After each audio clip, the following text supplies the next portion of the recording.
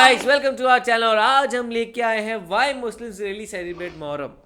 सो मुहर्रम का हमें इतना पता है कि लाइक किस तरीके से एक प्रोसेशन चलता है रोड के ऊपर, 1-2 दिन होते हैं। एंड उस दिन के ऊपर लाइक लोग जो आते हैं वो रोड पे आके अपने आप को मारते हैं। और वो क्यों होता है वो कभी हमें समझ नहीं आया, बिकॉज यही लगता था कि भाई ये चीज़ कोई शायद रूल होता होगा। एक दो पहले लगता था कि शायद रैंडम इवेंट है, ऐसा कुछ है।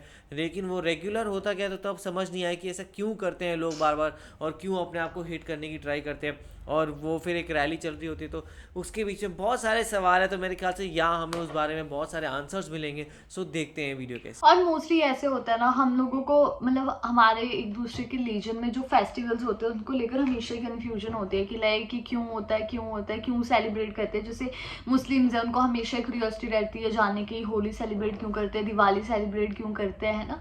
तो सेम हम लोगों को भी वैसी क्यूरियोसिटी होती है कि मतलब मुहर्रम सेलिब्रेट क्यों करते हैं, क्योंकि इंडिया है जो वो सेकुलर स्टेट है और यहाँ पे हमारे हर मतलब चाहे वो कोई भी रिलीजन हो ना, वहाँ का कोई भी फेस्टिवल हो, हमेशा छुट्टियाँ रहती है। तो हम उस छुट्टियों को तो इंजॉय करते हैं, लेकिन हम लोगों को वो चीज़ पता नहीं होती कि लाइक ये क्यों सेलिब्रेट करते हैं फेस्टिवल को। तो हमारे ना वो मुस्लिम को लेकर जो डाउट थे इस्लाम को लेकर, वो सारी चीज़ें क्लियर हो रही है और हम वो हमारे लिए अच्छी बात है।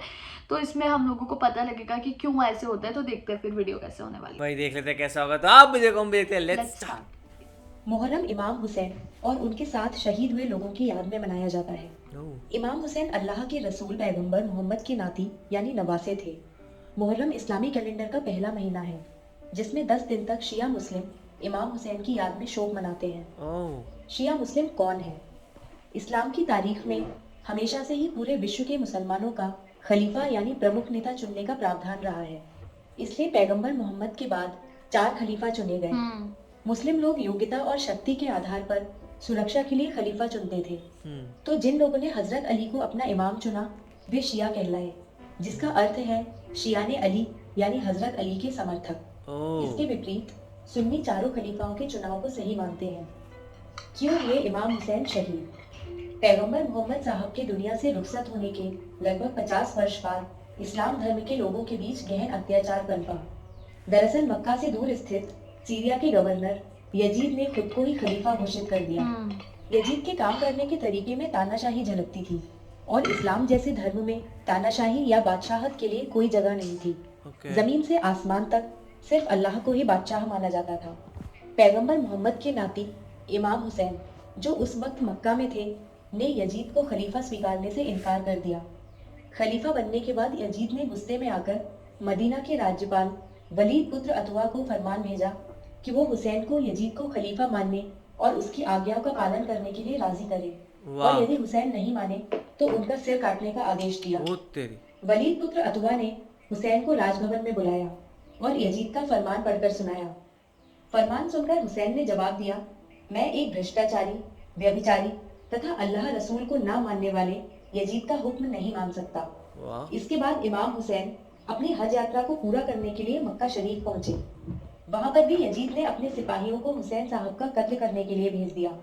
इस बात का इमाम हुसैन को पता चल गया था और वो मक्का जैसी पवित्र जगह पर ऐसा कुछ नहीं होने देना चाहते थे, क्योंकि मक्का में हत्या हराम है। हम्म। यह इस्लाम का एक सिद्धांत है। हम्म। इस बात को ध्यान में रखते हुए हुसैन ने उम्रा अदा की और इसके बाद परिवार के साथ इराक जाने की तैयारी करने लगे। ओह। मुहर्रम की 2 तारीख 61 हिजरी को इमाम अपने परिवार और साथियों के साथ करबला पहुंचे ओके। और वहां पर भी यजीद के सैनिकों ने उन्हें घेर लिया।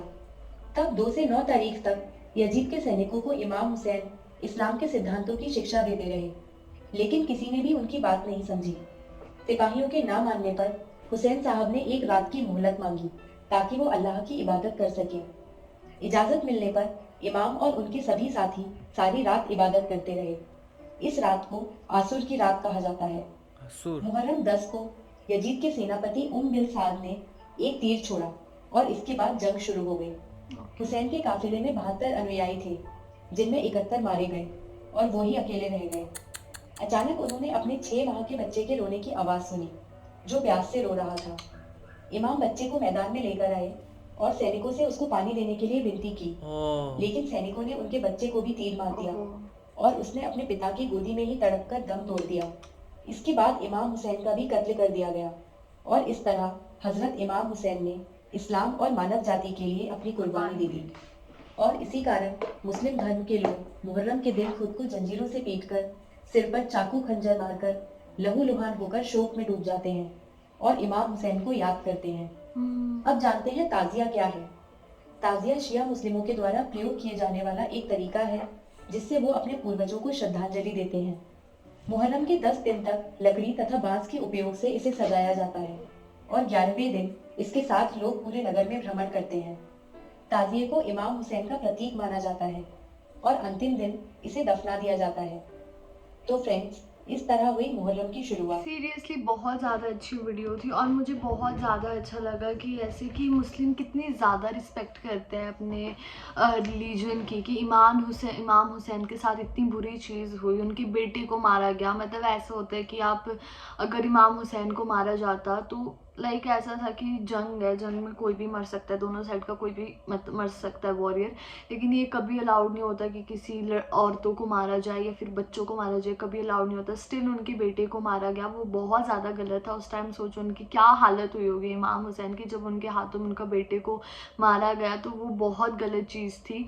और मेरे को ये अच्छा लगा कि ये मुस्लिम इतनी ज़्यादा रिस्पेक्ट करते हैं, इसीलिए कि उनकी डेथ हुई, उनको ऐसे तड़पा के मारा गया, तो वो शोक मनाते हैं पूरे उसमें। तभी वो है कि लाइक वो उनके इज्जत के लिए, उनके शोक के लिए अपने को भी इतने ज़्यादा मारते हैं कि मतलब अपने आप को मारना कोई आसान बात नहीं होती, इतना अपने आप को दर्द देना। तो इससे ये पता लगता है कि उनकी कितनी इज्जत और प्यार करते हैं।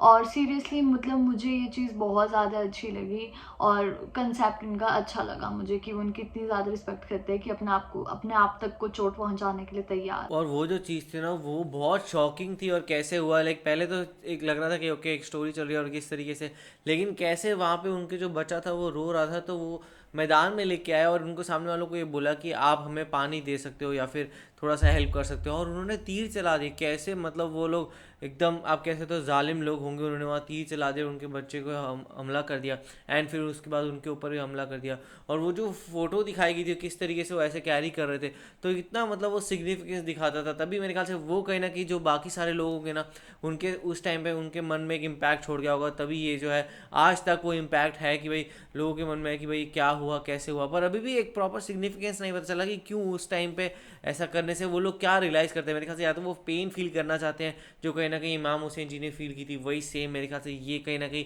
एक थोड़ा सा उनका आइडिया रहता होगा। तो आप लोगों को ये वीडियो कैसी लगी आप क्वेश्चन ज़रूर बताएगा। इसे लाइक करते जाइए, कमेंट करते जाइए, शेयर करते जाइए और और सब्सक्राइब करते जाइए। बाय।